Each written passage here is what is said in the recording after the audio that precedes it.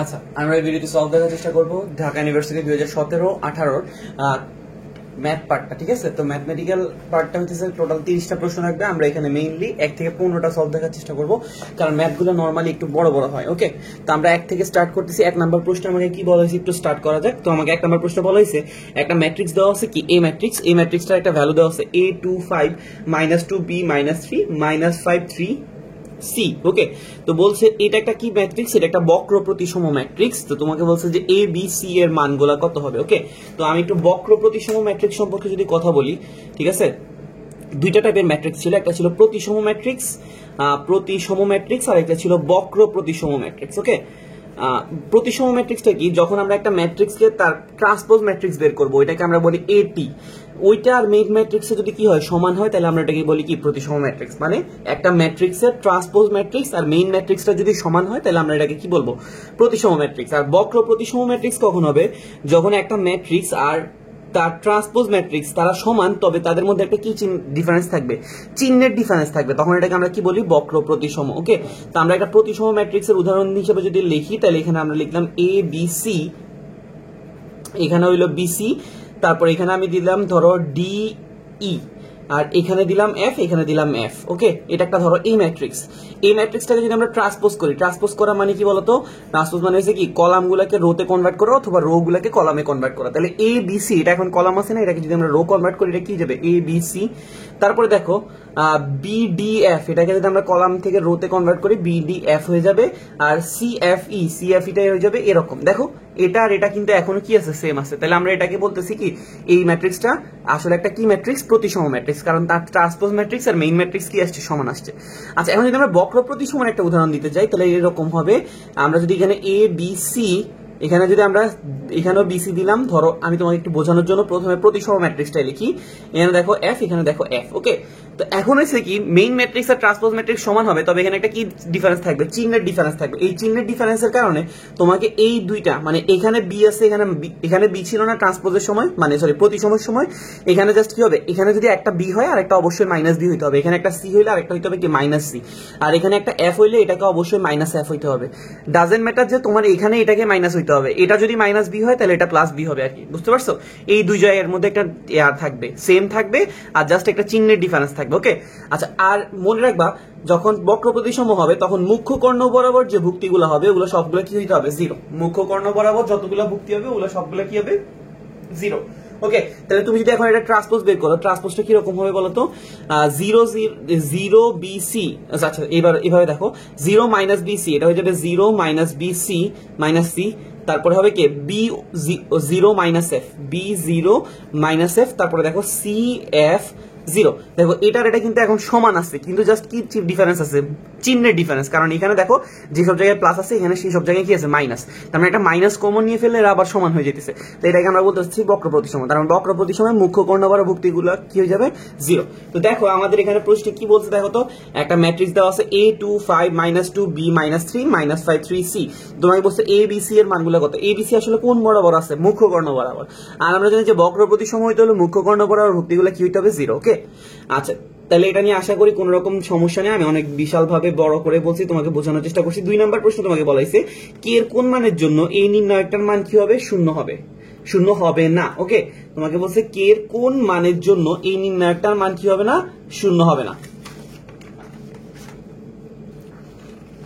তো আমরা প্রথমত কি করব, এই নির্ণায়কটার মান সমান সমান শূন্য দিব। ঠিক আছে, শূন্য দিয়ে চেষ্টা করে দেখবো যে আসলে কে এর কোন মানের জন্য শূন্য হয়, ওটা বের করা। তো আমার এখানে নির্ণায়কটা কি দেওয়া আছে একটু দেখা যাক চেষ্টা করে, 1 1 1, তারপরে দেওয়া আছে 1 কে কে স্কয়ার, তারপরে দেওয়া আছে কি 1 কে স্কয়ার কি কে টু দি পাওয়ার 4। আচ্ছা, একটা নির্ণায়ককে সমাধান করার খুব ইজি একটা ওয়ে কি বলছিলাম, যে আমরা সবাই জানি যে কি করা, যত সংখ্যক জিরো বানানো যায় তত সংখ্যক জিরো বানানোর চেষ্টা করা। ঠিক আছে, একটা নির্ণায়ককে সলভ করার সবচেয়ে সহজ উপায় কি, যত সংখ্যক জিরো বানানো যায়। তো কলাম 1 থেকে যখন আমরা কলাম 2 কে বিয়োগ করব, তখন তখন একটা 0 আসতেছে, কলাম 2 থেকে যখন আমরা কলাম 3 কে বিয়োগ করব আরেকটা 0 আসতেছে, 1 - 1 কি 0, আর 1 - k কি আসতেছে 1 - k আসতেছে k স্কয়ার। ওকে, আবার দেখো 1 - 1 কি 0, k থেকে k স্কয়ার বাদ দিলে কি থাকে k - k square, k square থেকে k টু দি পাওয়ার 4 চলে গেলে k square - k to the power 4, আর এখানে থাকে 1 k square k to the power কত 4। ওকে, আচ্ছা এবার দেখো এখানে আমরা কি কি কমন নিতে পারি। এই পুরো কলাম বরাবর 1 - k আছে, এখানেও একটা 1 - k আছে, একটা 1 - k কি করা যায় কমন নেওয়া যায়। কমন নিলে এখানে কি হবে 0, এখান থেকে যখন আমরা 1 - k কে কমন নিব এটা হবে 1, আর 1 - k স্কয়ার থেকে যখন আমরা একটা 1 - k কে কমন নিব এখানে কি থাকবে বলতো 1 + k। ব্যাপারটা কি বুঝতে পারছো? কারণ 1 - k স্কয়ার কে কি লেখা যায় 1 + k ইনটু 1 - k। ওকে, আচ্ছা এবার দেখো 0, এখান থেকেও সেম সেকেন্ড কলাম থেকে আমরা কি কমন নিতে পারি, একটা 1 - k কমন নিতে পারি। ঠিক আছে, এখানে দেখো k - k স্কয়ার আছে, k - k স্কয়ার থেকে যদি আমরা একটা 1 - k কমন নিয়ে ফেলি এখানে অবশিষ্ট থাকবে এখানে অবশিষ্ট থাকবে k, আবার k square - k to the power 4, এখানে যদি আমরা k স্কয়ার কমন নিই তাহলে 1 - k স্কয়ার থাকে, ওইখান থেকে যখন আমরা একটা 1 - k কমন নিব এখানে অবশিষ্ট থাকবে k স্কয়ার ইনটু কি 1 + k, আর এখানে থাকে 1, এখানে থাকে k স্কয়ার, এখানে থাকে k টু দি পাওয়ার কত 4। আচ্ছা দেখো তো এখানে একটা k আছে, এখানে একটা k স্কয়ার আছে, আমরা আবার একটা k কমন নিয়ে ফেলতে পারি, তখন তাহলে একটা k কমে যাবে, তাহলে আমরা একটা k কমন নিয়ে ফেললাম। ওকে, আচ্ছা তাহলে এখন আমার কি করা লাগবে, এখন আমাদের এই বাকি পার্টটা সলভ করা লাগবে। তাহলে এই বাম এই পাশে কি আসছে k ইনটু 1 - k 1 - k। আচ্ছা এই পার্টটা যখন আমরা সলভ করব এই বরাবর বিস্তৃতি করলে 0 হবে, এই বরাবর বিস্তৃতি করলে 0 হবে, আর এই বরাবর বিস্তৃতি করলে কি হবে, এই বরাবর রো আর কলাম বাদ দিয়ে দিলাম, তাহলে অবশিষ্ট থাকতেছে কত 1 ইনটু এটা, তাহলে এখানে থাকতেছে k ইনটু 1 + k মাইনাস উল্টা দিয়ে গুণ করলে এটা হবে -1 - k। তাহলে দ্যাট মিন্স এখান থেকে আমাদের কি আসতেছে k ইনটু 1 - k। আচ্ছা 1 - k 1 - k কে আমরা একত্রে লিখলে কি লিখতে পারি 1 - k হোল স্কয়ার, এখানে k এর সাথে 1 কে গুণ করলে k, k এর সাথে k কে গুণ করলে k স্কয়ার -1 - k, এখানে k কে কি হবে কাটা, তাহলে এখানে থাকতেছে কত, এখানে থাকতেছে k into 1 - k whole square আর k স্কয়ার মাইনাস কত 1 ইজ ইকুয়াল টু কত 0। তো তোমাকে প্রশ্নে বলছে k এর কোন মানের জন্য কি হবে না, শূন্য হবে না। তো আমরা যদি একটু চেষ্টা করে দেখি k এর আসলে কোন মানের জন্য শূন্য হয়, ওইটা যদি বের করতে যাই এখানে দেখতেছি এইগুলার মানগুলো সমান সমান কি আসতেছে শূন্য, এখান থেকে আমরা সলভ করলে k এর মানটা আসলে কত কত পাবো। দেখো তো এখান থেকে আমরা একটা সলভ করলে k সমান সমান কি লেখা যাবে 0, তখন k এর মানটা আসতেছে কত 0। আবার 1 - k স্কয়ার সমান সমান যদি 0 লিখি তাহলে k এর মানটা কত আসবে 1, আবার k স্কয়ার - 1 সমান সমান যদি 0 লিখি তাহলে k এর মানটা আসতেছে কত +-1। দেখো তাহলে k এর কোন কোন মানগুলোর জন্য 0 আসতেছে, 0 এর জন্য 0 আসতেছে, 1 এর জন্য 0 আসতেছে, আবার -1 এর জন্য 0 আসতেছে। ঠিক আছে, তাহলে আমরা 0 পাবো না বলতেছে, আমরা দেখলাম যে 0 বসাইলে 0 আসতেছে, -1 বসাইলে +1 বসাইলে কি আসতেছে 0, তার মানে কোনটার জন্য 0 পাবো না, যেটা হচ্ছে k = 3, ওইটার জন্য কি পাবো না, কখনোই 0 পাবো না। বুঝছো? আচ্ছা তারপরে তোমাকে প্রশ্ন কি বলছে, অসমতার একটা দেওয়া আছে, একটা অসমতা দেওয়া আছে, এটা কি বের করতে বলছে সমাধান সেট। ওকে, এটা খুব ইজি একটা প্রশ্ন। আমরা জানি যে modulus of x + a greater then a হইলে এটাকে কি লেখা যায়, এটাকে লেখা যায় x গ্রেটার দেন a, অথবা এটাকে লেখা যায় -x গ্রেটার দেন a। ঠিক আছে, দুইটা জিনিস লেখা যায়, modulus of x greater than a হইলে এটাকে কি লেখা যাবে x গ্রেটার দেন a অথবা -x গ্রেটার দেন a। তো তোমাকে এখানে প্রশ্ন কি বলেছে, তোমাকে এখানে প্রশ্ন বলেছে modulus of 5 - 2x greater than or equal 4, তাহলে লিখে ফেলি 5 - 4x greater than or equal কত 4। Okay, sorry 5 - 2x, 5 - 2x greater than or equal কত 4। তো এটাকে আমরা যদি এই ফরম্যাটে লিখি তাহলে প্রথমটাকে লিখতে পারবো এরকম 5 - 2x greater than or equal কত লিখতে পারবো 4, আর অথবা দিয়ে আরেকটা লিখতে পারবো, এটা একটু আমরা পরে লিখতেছি, প্রথমে আমরা এটাকে সলভ করি। তো তাহলে এখান থেকে 2x টাকে যদি -2x টাকে যদি এই পাশ থেকে পাশে নিয়ে যাই তাহলে এটা হয়ে যাবে কত +2x, আর 4 টাকে এই পাশ থেকে পাশে নিয়ে আসলে এটা কি হয়ে যাবে 5 - 4, এটাকে আমরা লিখতে পারি 1, আর এখানে আমরা লিখতে পারি কত 2x। তাহলে x কি দাঁড়াইতেছে লেস দেন অর ইকুয়াল কত হাফ, এটা কি বুঝছি নাকি বুঝি নাই। দেখো তো 1 গ্রেটার দেন অর ইকুয়াল কত 2x, তো আমরা x টাকে এই পাশে চিন্তা করছি, তাহলে 2 টা কি করব আমরা এই পাশে পাঠিয়ে দিব না, আর x এর পাশে দেখো ছোট পার্টটা কিন্তু x এর পাশে, দেখো ছোট পার্টটা কিন্তু এখনো x এর পাশে আছে, আর বড় পার্টটা 1 এর পাশে ছিল, 2 দিয়ে ভাগ করার কারণে কি গেছে 1/2, তাহলে এটা কি দাঁড়াইতেছে x লেস দেন হাফ, মানে x এর মানটা হাফ থেকে কি ছোট। ওকে, আচ্ছা এরপরে যদি আমরা সেকেন্ড মানে এটাকে লিখি অথবা ওলাটাকে লিখি, এটাকে লিখতে পারবো কি মাইনাস দিয়ে 5 - 2x গ্রেটার দেন কত দাঁড়াইতেছে 4। তাহলে এখানে এটা কি যাবে মাইনাস দিয়ে গুণ করলে এটা যাবে -5, এখানে মাইনাসে মাইনাস হয়ে যাবে কত +2x গ্রেটার দেন কত 4। তাহলে কি দাঁড়াইতেছে 2x গ্রেটার দেন কত -5 থেকে বেশি নিলে এটা কি হয়ে যাবে +5। তাহলে 5 আর 4 যোগ হইলে কত হয়ে যাবে 9। ওকে, ইকুয়াল গুলো কিন্তু থাকবে, প্রশ্নে যখন ইকুয়াল থাকবে তখন তুমি ইকুয়াল বসাবা, আর যখন ইকুয়াল থাকবে না ইকুয়াল বসাবা না। তাহলে x গ্রেটার দেন ইকুয়াল কত আসতেছে 9/2। আচ্ছা, তাহলে এই দুইটা জিনিসকে আনসারে কিন্তু কি আকারে প্রকাশ করা আছে, আনসারে কিন্তু বন্ধনী দেওয়া আছে, ব্যবধি দিয়ে দেওয়া। এখানে দেখো প্রথমটা কি বলতেছে, প্রথমটা বলতেছে x এর মানটা হাফ থেকে ছোট। আচ্ছা, হাফ থেকে ছোট মানে কি বুঝাইতেছে, এটা কি বাম দিকে যাচ্ছে নাকি ডান দিকে যাচ্ছে? ছোট মানে কি, অবশ্যই বাম দিকে। আর বাম দিকে কি অবস্থিত বলতো, বাম দিকে অবস্থিত -ইনফিনিটি। আর ইনফিনিটির সাথে সবসময় কোন ব্যবধি বসে, ফার্স্ট ব্যবধি বা প্রথম ব্যবধি। ওকে, আর এখানে একটা কমা দিব, দেখো এখানে থার্ড, এখানে দেখো ইকুয়াল আছে, ইকুয়াল থাকলে আমরা কি ইউজ করি, থার্ড ব্র্যাকেট। ওকে, আচ্ছা এবারে থেকে এটা হইতেছে কি 9/2 থেকে বড়। 9/2 থেকে বড় মানে কি, এটা অবশ্যই বোঝাইতেছে 9/2 এর ডান দিকে। তো আমরা প্রথমে 9/2 টাকে দিব, আর 9/2 এর ডান দিকে অবশ্যই কি অবস্থিত, ইনফিনিটি। আর ইনফিনিটির সাথে সবসময় প্রথম ব্যবধি। আর এখানে কি দিব, থার্ড ব্র্যাকেট দিব, কারণ এখানে কি বোঝাইতেছে, এটা ইকুয়াল দাও মানে বদ্ধ ব্যবধি। আর অথবার জন্য আমরা এটা কি ইউজ করব, ইউনিয়ন ইউজ করব। ঠিক আছে, তাহলে জিনিসটা আমাদের কয় নাম্বার অপশন আছে, এটা আমাদের বি নাম্বার অপশন আছে, যে -ইনফিনিটি থেকে, -ইনফিনিটি অবশ্যই মাইনাসটা সামনে হবে, -ইনফিনিটি থেকে হাফ, আর 9/2 থেকে ইনফিনিটি। ওকে, আচ্ছা 4 নাম্বার প্রশ্ন তোমাকে, আচ্ছা এরপর আমাকে 4 নাম্বার প্রশ্ন তোমাকে বলা হয়েছে কি Z1, যদি একটা রাশি Z1 = 1 - i হয়, Z2 = √3 + i হয়, তোমাকে বলছে Z2/Z1 এর নতি কত। নতি মানে হচ্ছে কি, আর্গুমেন্ট। তাহলে আমরা প্রথমে কি করব, Z2/Z1 টা বের করব। তো আমাদের Z2 হইছে কি, প্রশ্ন আমাকে Z2 দেওয়া আছে কি, Z2 টা কি দেওয়া আছে। আচ্ছা, Z2 বের করার আগে আমি একটু কথা বলি, আমাকে এটা পুরোটা কি বের করতে বলছে, আর্গুমেন্ট অফ Z2/Z1। তো আর্গুমেন্ট অফ Z2/Z1 এটাকে কি লেখা যায় জানো, এটাকে লেখা যায় argument of Z2 minus argument of কি Z1। ওকে, ওরা কি করে, এই রিলেশনটা মেনে চলে, মানে এটা লগের মতো। লগ এই যেরকম আমরা দেখছিলাম ভাগাকারে থাকলে বিয়োগ হয়ে যায়, যোগ আকারে থাকলে গুণ হয়ে যায়, এই আর্গুমেন্ট কিন্তু লগ অথবা লনের রুলগুলো ফলো করে। ঠিক আছে, মানে আর্গুমেন্ট অফ Z2/Z1 = কি আসবে, argument of Z2 minus argument of কি Z1। তো আমাদেরকে Z2 টা কত দেওয়া আছে, আমাদেরকে Z2 টা দেওয়া আছে √3 + i। তাহলে এটা কি দাঁড়াইছে, argument of √3 + i minus argument of Z1 টা কত দেওয়া আছে আমাকে, 1 - i, আর্গুমেন্ট অফ 1 - কত i। তাহলে আমাদের প্রথমত এটা আর্গুমেন্ট বের করতে হবে। আর্গুমেন্ট বের করার ফর্মুলাটা কি ছিল, tan ইনভার্স y/x, মনে আছে, tan ইনভার্স y টা কি রকম ছিল, x + iy। ওকে, তো এখানে দেখো x হইতেছে আমাদের √3 আর y হইতেছে কত, মানে i এর সহগটা কত 1। তাহলে tan ইনভার্স কি লিখতে পারবো, y/x। ঠিক আছে, তাহলে 1/√3 মাইনাস এটাকে সেম ভাবে আমরা এখানে tan ইনভার্স y/x, এখানে দেখতেছি y এর জায়গায় -1 আছে, x এর জায়গায় আছে +1। ওকে, আচ্ছা tan ইনভার্স 1/√3, যদি আমরা এই মানটা যদি খুঁজতে যাই, আমরা একটু কোয়াড্রেন্ট হিসাব করি। কোয়াড্রেন্ট হিসাব করে দেখো √3 + i এটা কোন কোয়াড্রেন্টে অবস্থিত হয়, √3 + i।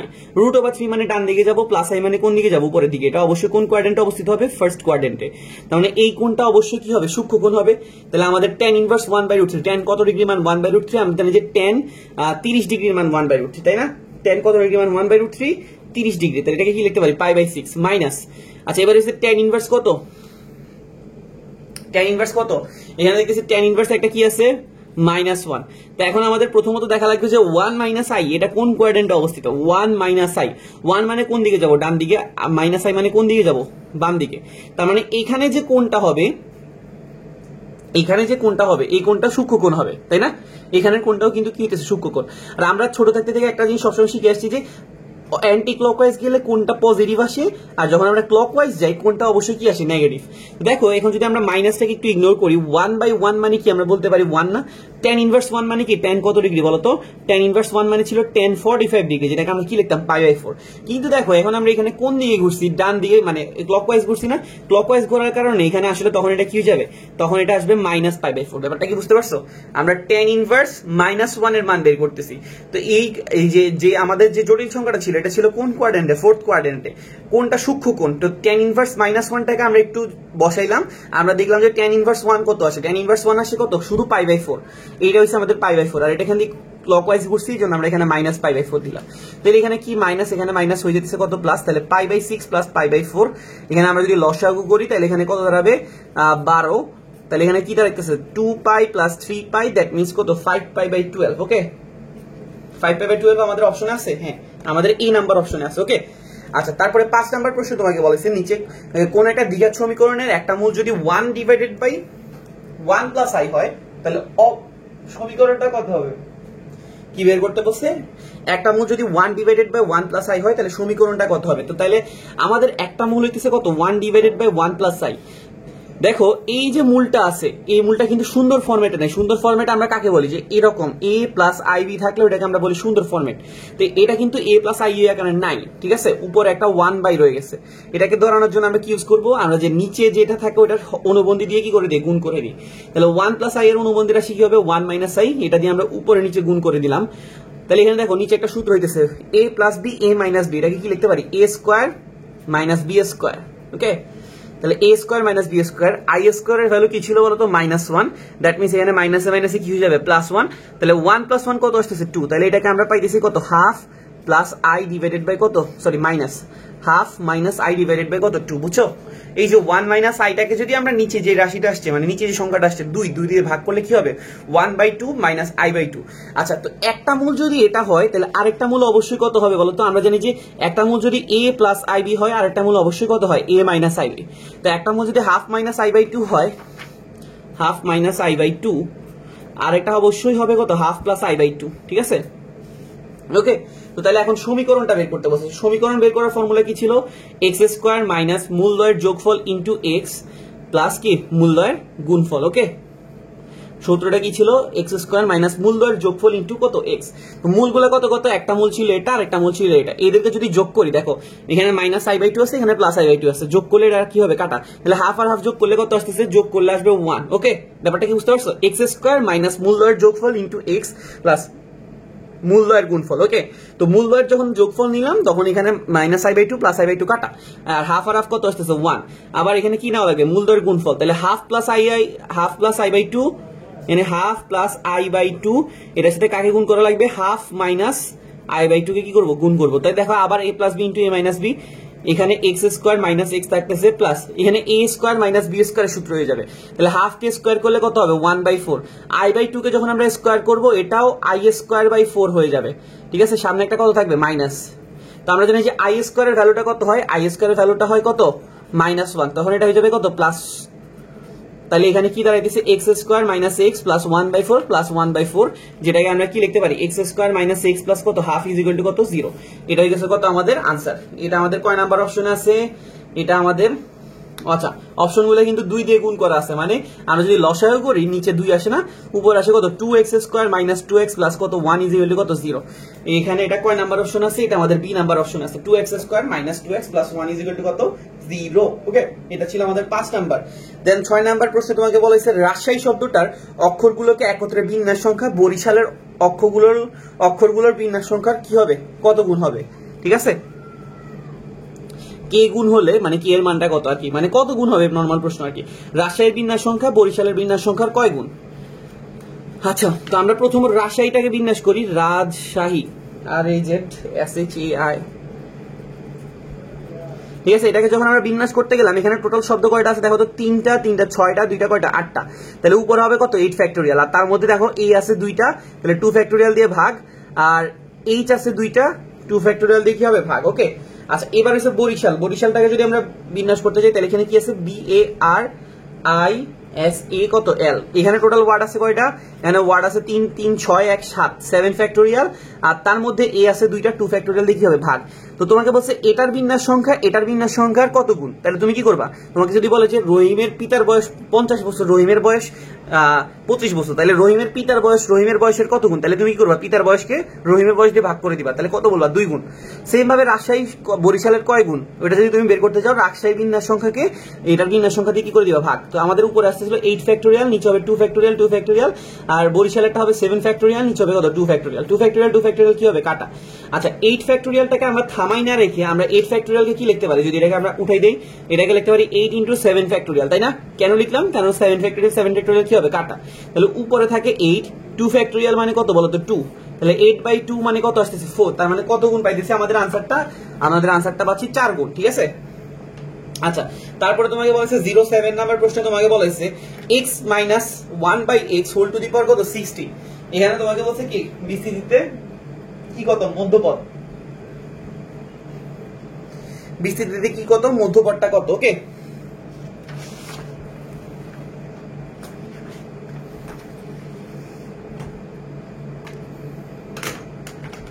আচ্ছা এটা খুব সহজ একটা হিসাব। দেখো তো তোমাকে এখানে বলছে x minus 1/x whole to the power 16, x minus 1/x whole to the power 16। এখানে মধ্যপদটা কত, তা আমরা জানি যে কি মধ্যপদ বের করার অনেকগুলো সূত্র ছিল, আমরা সূত্র দিয়ে প্রথমে মধ্যপদ বের করি, দেন আমরা ওইটা থেকে সলভ করে বের করি। তো এটা করার এত দরকার নেই, তুমি এখানে দেখতেছো পাওয়ার কত আছে 16, পাওয়ার যদি 16 হয় তাহলে পদ কয়টা হবে বলো তো, পদ হবে 17টা। পাওয়ার যদি 16 হয় পদ কয়টা হয়, 17টা হয়। এটা আমরা কোথা থেকে শিখছি, আমরা যদি একটু তাকাই দেখি a plus b whole square সূত্র, তখন a square plus 2ab plus কি ছিল b স্কয়ার। দেখো তো পাওয়ার 2 ছিল, পদ কয়টা আসছে 3টা, ঠিক আছে। এটা কিন্তু মাঝে মাঝে এমসিকিউ তে জিজ্ঞেস করে পাওয়ার 16 হইলে পদ কয়টা হবে 17টা। আচ্ছা তোমাকে যদি 3টা আঙ্গুল বলে তাহলে মধ্যপদ মানে মাঝখানের আঙ্গুল কয় নাম্বার আঙ্গুল হয়, 2 নাম্বার, তাই না। 3টা আঙ্গুল বললে মাঝখানের আঙ্গুল হয় 2 নাম্বার, 5টা আঙ্গুল হইলে মাঝখানের আঙ্গুল কত হয়, মাঝখানের আঙ্গুল কত হয় 3 নাম্বার, ঠিক আছে। তাহলে দেখো আমাদের এখানে 17টা পদ আছে, তাহলে মাঝখানের অবশ্যই পদটা কত হবে 9 নাম্বার পদ, ঠিক আছে। মাঝখানের পদটা অবশ্যই কত হবে 9 নাম্বার পদ।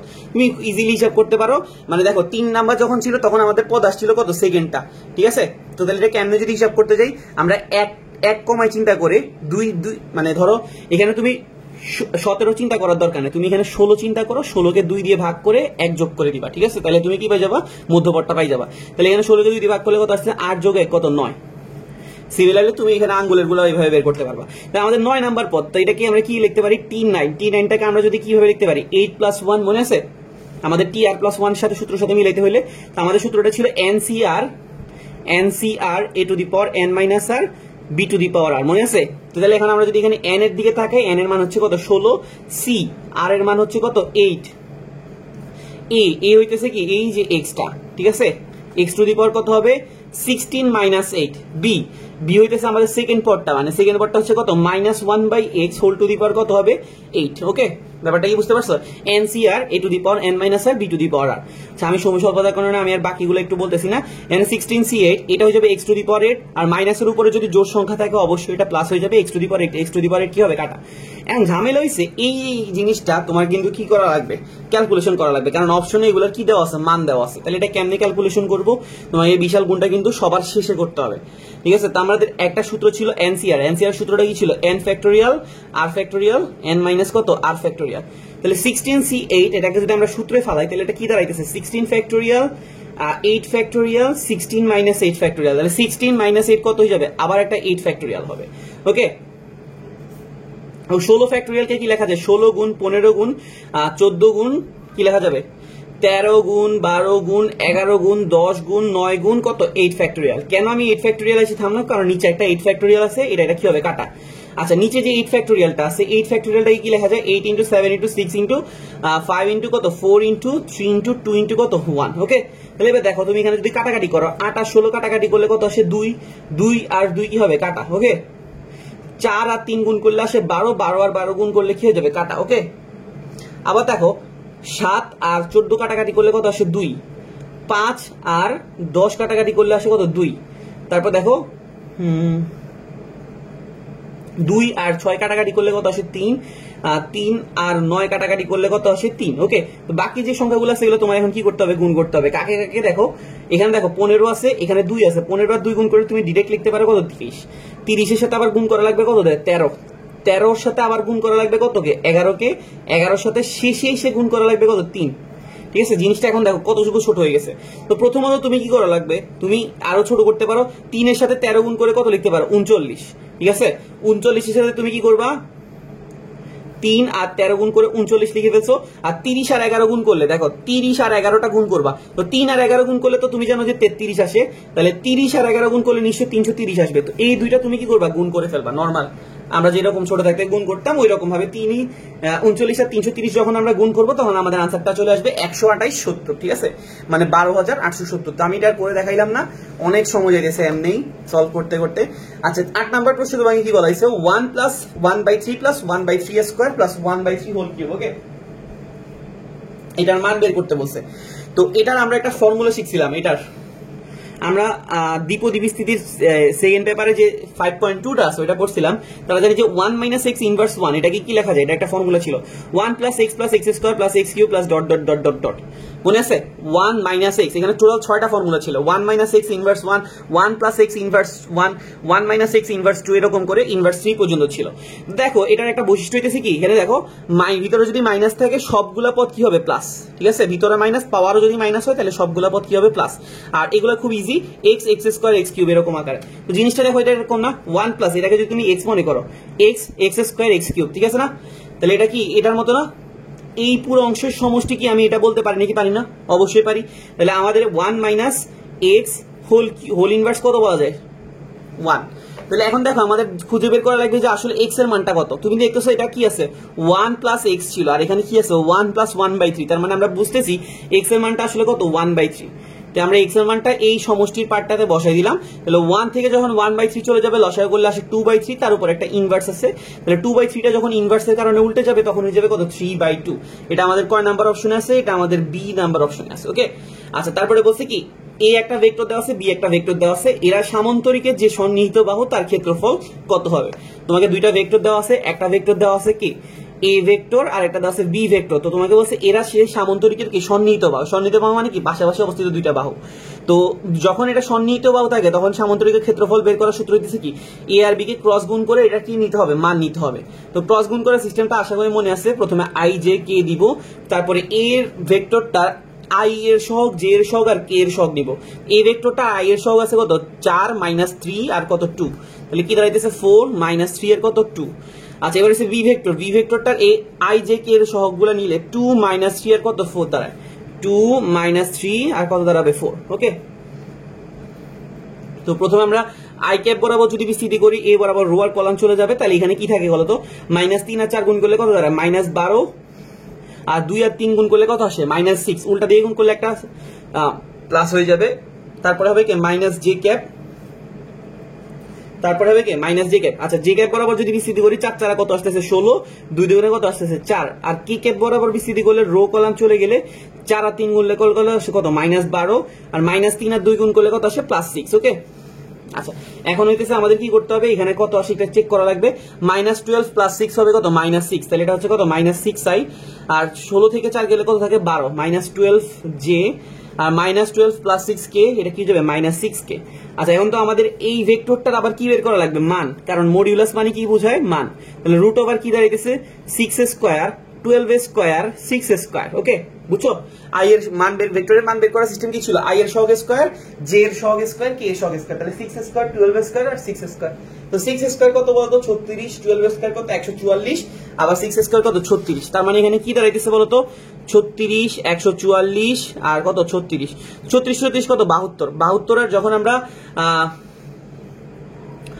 যখন আমরা কি করব সরি 72 আর 144 যদি যোগ করি কত আসে মেবি 216 আসে, ঠিক আছে না, কত আসে 216, আর 216 কে আমরা যদি রুট করি তাহলে এটা কত হবে 6 রুট 6। ওকে, 216 কে যদি আমরা রুট করি কত আসে 6 রুট 6। কিভাবে এটা যদি তোমাকে একটু দেখাইতে যাই, 216টা কি রকম, 216টা হচ্ছে 36 গুণ 6, ঠিক আছে। 216 কে কি লেখা যায় 36 গুণ 6 না। দেখো 36 কে রুট করলে আমরা কি পাবো 6, আর 6 কে রুট করলে আমরা কি পাবো রুট 6, তাহলে আমাদের আনসারটা হচ্ছে কত 6 রুট 6। ওকে, এগুলো একটু সময় নিয়ে করা লাগবে, এই মানে এই পার্টের ম্যাথের প্রশ্নগুলো সবগুলো লেন্দি ছিল, মেবি আর সামনের গুলো একটু ছোট ছোট ছোট হবে, এই প্রথম কয়েকটা যেগুলো করলাম এগুলো সবগুলো লেন্দি। আচ্ছা তারপর 10 নাম্বার তোমাকে কি বলা আছে, একটা ভেক্টর দেওয়া আছে, সরি দুইটা ভেক্টর দেওয়া আছে, এদের অন্তর্ভুক্ত কোণ বের করতে বলছে, খুব কমন একটা প্রশ্ন। আর মেইনলি তোমাদেরকে করানোর জন্য আসলে জিনিসগুলো বড় লাগতেছে, নরমালি তো আমরা এত বুঝাই করবো না, আমরা একটা ডিরেক্ট শর্টে মেরে দেবো, মানে কাউকে তার পরীক্ষার হলে বুঝাইতে হবে না, ঠিক আছে না। তো তোমার এখানে কি বলছে দুইটা ভেক্টর দেওয়া আছে, এদের কি বের করতে বলছে অন্তর্ভুক্ত কোণ। তো আমরা অন্তর্ভুক্ত কোণ আমরা কি জানি cos θ সমান সমান হইতেছে কি a dot b divided by কি a এর মান b এর মান, মনে আছে দুইটা ভেক্টরের অন্তর্ভুক্ত কোণ বের করার ফর্মুলা কি ছিল a dot b divided by a এর মান b এর মান। তো আমাদের প্রথমত কি করতে হবে, মানে এখানে u আর v দেওয়া আছে a আর b এর জায়গায়, তো এই u আর v এর ডট গুণ করতে হবে, ঠিক আছে। দেখো তো ডট গুণ করার সিস্টেমটা কি ছিল, i এর সহগ আর i এর সহগকে গুণ করব, এখানে i এর সহগ আছে 2, এখানে i এর সহগ আছে কত 3, তাহলে গুণ করলে আসতেছে কত 6। আচ্ছা তারপরে হচ্ছে জে এর সহগের সাথে জে এর সহগ গুণ, এখানে জে এর সহগ আছে 1, এখানে জে এর সহগ আছে -2, গুণ করলে আসতেছে কত -2। তারপর হচ্ছে কে এর সহগের সাথে কে এর সহগ, এখানে আছে কে এর সহগ -3 আর এখানে কে এর সহগ আছে -1, গুণ করলে এটা হয়ে যাবে কত +3, আর নিচে হবে কত এর সহগের এর মান, ঠিক আছে। এই ভেক্টরটার মান, ভেক্টরের মান কেমনে বের করে রুট ওভার আই এর সহগ স্কয়ার, জে এর সহগ স্কয়ার, কে এর সহগ স্কয়ার। আই এখানে আছে কত 2, আই এর সহগটা আছে 2, স্কয়ার করলে হবে 4, জে এর সহগ আছে 1, স্কয়ার করলে হবে 1, আর কে এর সহগ আছে কত -3, স্কয়ার করলে কত হবে 9। আচ্ছা এবার আছে বি, বিতে যদি তাকাই আই এর সহগ 3, জে এর সহগ -2 আর কে এর সহগ 1, তাহলে 9 আর এটা হবে কত 4 আর এটা কত হবে 1।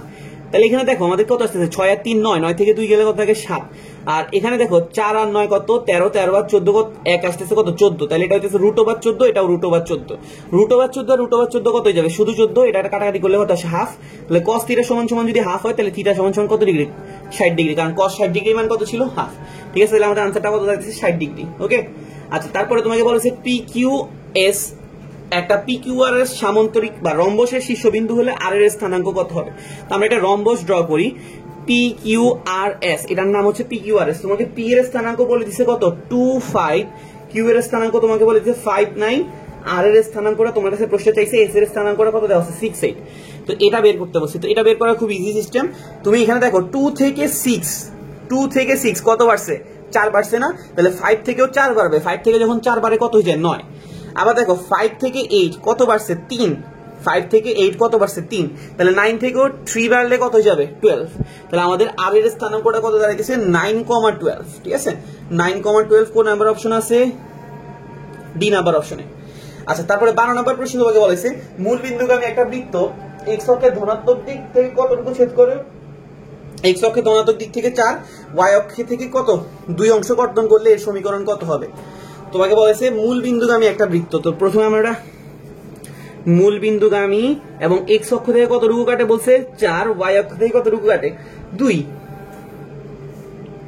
তো তোমাকে বলছে যে কি এই বৃত্তটার সমীকরণ কত। তা আমরা জানি যে এখানে একটা সমকোণ আছে, আর আমরা জানি যে সমকোণ কখন হয় যখন এটা কি হয় একটা অর্ধবৃত্তস্থ কোণ হয়। তার মানে এই যে রেখাটা হবে এই রেখাটা আসলে বৃত্তকে কি করবে দুইটা খণ্ডে ভাগ করবে। তার মানে এটা যেহেতু দুইটা খণ্ডে ভাগ করতেছে এটাকে আমরা কি বলতে পারি ব্যাস। তার মানে এই বিন্দুটা কত বলা যায় 40 আর এই বিন্দুটা কত বলা যায় 02। তাহলে একটা ব্যাসের একটা প্রান্ত বিন্দু 40 আর একটা প্রান্ত বিন্দু যদি 02 হয় তাহলে ওইটার সমীকরণ কেমনে বের করব। এর সমীকরণ বের করার ফর্মুলা ছিল x - x1 x - x2 y - y1 y - y2 কত 0। ঠিক আছে, একটা ব্যাসের প্রান্ত বিন্দু যদি x1 y1 প্রান্ত বিন্দু যদি x2 y2 হয় তাহলে সমীকরণ কি x - x1 x - x2 y - y1 y - y2। তাহলে এখানে কি দাঁড়াইতেছে x - x1 এর জায়গায় দাঁড়াচ্ছে 4, x - x2 এর জায়গায় দাঁড়াইতেছে কত 0, y - y1 y1 এর জায়গায় দাঁড়াইতেছে 0, y - y2 y2 এর জায়গায় দাঁড়াইছে কত 2। তাহলে আমাদের সমীকরণটা কি দাঁড়াইতেছে x এর সাথে যখন আমরা x গুণ করব x square - 4x y square - 2y কত 0। এটা আমাদের কয় নাম্বার অপশনে আছে, এটা আমাদের এ নাম্বার অপশনে আছে। আচ্ছা তারপরে 13 নাম্বার প্রশ্ন তোমাকে বলেছে 25x স্কয়ার 16y স্কয়ার সমান 400। 25y square x square 16y square সমান 400, এটা যদি একটা কিসের সমীকরণ হয় উপবৃত্তের সমীকরণ। তো আমরা এটাকে যদি আমাদের পছন্দের ফরম্যাট মানে x square by a square y square by b square 1 এ নিতে চাই তাহলে এটাকে কি করব এই সাইডটা 1 করব, তাহলে 400 দিয়ে কি হবে ভাগ। তো 400 আর 25 কাটাকাটি করলে কত আসে 16, তাহলে x square by 16 y square by কত দাঁড়ায় 25। ঠিক আছে, তখন আমাদের a এর মানটা কত দাঁড়ায়, a এর মানটা দাঁড়ায় 4 আর b এর মানটা কত দাঁড়ায় 5। ঠিক আছে, a আর b পাইছি। তো এখন দেখো b গ্রেটার দেন a, তো তোমাকে প্রশ্ন কি বের করতে বলছে, প্রশ্ন বের করতে বলছে উৎকেন্দ্রিকতা।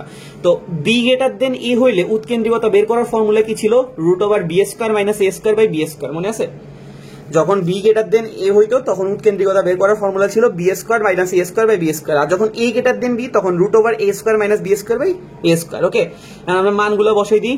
b এর মানটা হচ্ছে কত 5, তাহলে স্কয়ার করলে হবে 25, এর মান 4 স্কয়ার করলে 16, নিচে হবে কত 25। তাহলে এখানে কি দাঁড়ায় 25 থেকে 16 গেলে 9, 9 কে রুট করলে কত দাঁড়ায় 3, 25 কে রুট করলে কত দাঁড়ায় 5। তাহলে আমাদের উৎকেন্দ্রিকতা কত দাঁড়াইতেছে 3/5। ঠিক আছে, 14 নাম্বার y অক্ষের সমান্তরাল এবং 2x - 7y + 11 0, x + 3y 8 এদের ছেদ বিন্দু দিয়ে অতিক্রমকারী সরলরেখার সমীকরণ কত হবে। আল্লাহ, তোমাকে দুইটা রেখার ছেদ বিন্দু দিয়ে অতিক্রমকারী একটা রেখার সমীকরণ বের করতে বলছে। পেজ নাই, এক সেকেন্ড। প্রথমত আমাদের ছেদ বিন্দুটা বের করতে হবে, রেখাগুলোর সমীকরণ থেকে ছেদ বিন্দুটা বের করতে হবে। আমাদের এখানে ছেদ বিন্দু কত দেওয়া ছিল বের করতে বলছে 2x - 7y + 11 কত 0, আর এটা আছে কত x + 3y কত 8। ওকে, ইজ ইকুয়াল টু 8। তো আমরা 11টাকে এই পাশ থেকে এই পাশে নিয়ে গেলাম, -11 করে দিলাম, তাহলে আমাদের সুবিধা হইলো। আচ্ছা, তো এখন আমরা কি করব, এখন আমরা এখানে সমাধান করব। তো সমাধান করার সময় আমাদের অনেকগুলো ওয়ে আছে, অপনয়ন, প্রতিস্থাপন আর গুণন। তো সহজ উপায় হচ্ছে অপনয়ন। আমরা কি করলাম, 2 দিয়ে গুণ করে দিলাম, সেকেন্ডটাকে 2 দিয়ে গুণ করে দিলাম। x + 3y = 8 ছিল, 2 দিয়ে গুণ করলে এটা হয়ে যাবে 2x, 3yটা হয়ে যাবে কত 6y, আর 8টা হয়ে যাবে কত 16। ওকে, তখন আমরা বিয়োগ করলাম, বিয়োগ করলে এটা কি হবে, কাটা, ঠিক আছে। আর বিয়োগ করলে 6yটা হয়ে যাবে -6y, তাহলে -7y আর -6y কত হয়ে যাবে, 7 আর 6 কত হয় 13, তাহলে 13y। আর এটা হয়ে যাবে -16, তাহলে 11 আর 16 কত হয়ে যাবে -27। ওকে, তাহলে y এর মানটা কত দাঁড়াইতেছে, 27 ভাগের কত 13। আচ্ছা, y এর মানটা পাই গেলাম। আচ্ছা, এবার হইতেছে কত x এর মানটা, x এর মানটা আমরা যদি বের করি সিমিলারলি এই y এর মানটা যদি আমরা এখানে বসাই দিই, তখন আমরা x এর মানটা পাই যাবো। x এর মানটা কত আসবে, 23 ভাগের কত 13। তাহলে আমাদের বিন্দুটা হইতেছে কত, বিন্দুটা হচ্ছে 23 ভাগের 13, 27 ভাগের 13। ব্যাপারটা কি বুঝছো, এটা হইতেছে আমাদের বিন্দু। তো তোমাকে বলছে y অক্ষের সমান্তরাল এবং এই দুইটা রেখার ছেদ বিন্দু দিয়ে অতিক্রমকারী সরলরেখার সমীকরণ। তো আমরা জানি যে y অক্ষের সমান্তরাল হইলে ওইটাকে আমরা কি দিয়ে প্রকাশ করি, y অক্ষের সমান্তরাল হইলে আমরা এটাকে প্রকাশ করি x = সামথিং দিয়ে। y অক্ষের সমান্তরাল হইলে আমরা এটাকে কিভাবে প্রকাশ করি, x = সামথিং। তো তোমাকে বললো যে এই রেখাটা এই দুইটার যে ছেদ বিন্দু ছিল, ছেদ বিন্দু দিয়ে কি করছে, অতিক্রম করছে। তার মানে ছেদ বিন্দু মানে কোনটা, এটা দিয়ে অতিক্রম করছে, তার মানে এটা দিয়ে কি হবে, সিদ্ধ হবে। তো একটা রেখা যখন একটা বিন্দু দিয়ে যায় তখন ওইটা কি হয়, সিদ্ধ হয়। তো সিদ্ধ করতে গেলে আমরা কি পাবো, x এর জায়গায় কত বসাতে পারবো, x এর জায়গায় বসাতে পারবো 23 ভাগের 13, y এর জায়গায় 27 ভাগের 13 বসাতে পারতাম, কিন্তু y নাই। তাহলে এটা সমান সমান কত আসে, a। তার মানে a এর মান পাই গেছি। তো এখন আমাদের তাহলে সমীকরণটা কি দাঁড়াইতেছে, x = a, এর মান হচ্ছে আমাদের কত, এর মান হচ্ছে 23 ভাগের 13। তাহলে আমরা এটাকে লিখতে পারি 13x সমান সমান কত 23। ওকে, তাহলে আমাদের সমীকরণ দাঁড়াইতেছে 13x - 23 = কত 0। 13x - 23 = কত 0। আচ্ছা, আজকের জন্য লাস্ট প্রশ্ন, আমরা 15 নাম্বার প্রশ্নে চলে যাই। তোমাকে দেওয়া আছে a + b সমান সমান কত দেওয়া আছে, π/2। আচ্ছা, তোমাকে বের করতে বলছে cos² a - cos² b, এটা সমান সমান কি হবে। ওকে, তো cos² a - cos² b এটার মান বের করতে বলছে, cos² a - cos² b। আচ্ছা, cos² a - cos² b এরকম কোনো ফর্মুলা নাই, কিন্তু sin² a - sin² b এরকম একটা ফর্মুলা কিন্তু কি আছে, আছে। তো আমরা কি করলাম, এটাকে সাইনে নিয়ে গেলাম। cos² কে কি লেখা যায় বলো তো, 1 - sin² লেখা যায় নাকি যায় না, অবশ্যই যায়। cos² b কে কি লেখা যায়, 1 - sin² b লেখা যায় নাকি যায় না, যায়। সামনে মাইনাস থাকার কারণে এটা কি হয়ে যাবে প্লাস, তখন 1 আর 1 কি হবে, কাটা।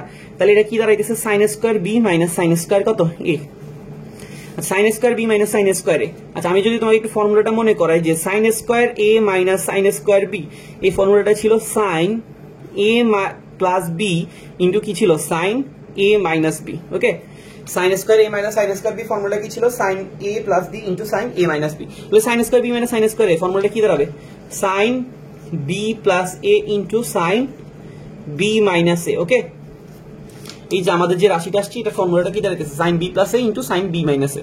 তো প্রশ্ন আমাকে কিন্তু দেওয়া আছে কত, a + b সমান সমান 90 ডিগ্রি। তাহলে a + b আর b + a কিন্তু সেম কথা। তো চাইলে sin 90 ডিগ্রি, sin 90 ডিগ্রির মান কত হইতেছে 1।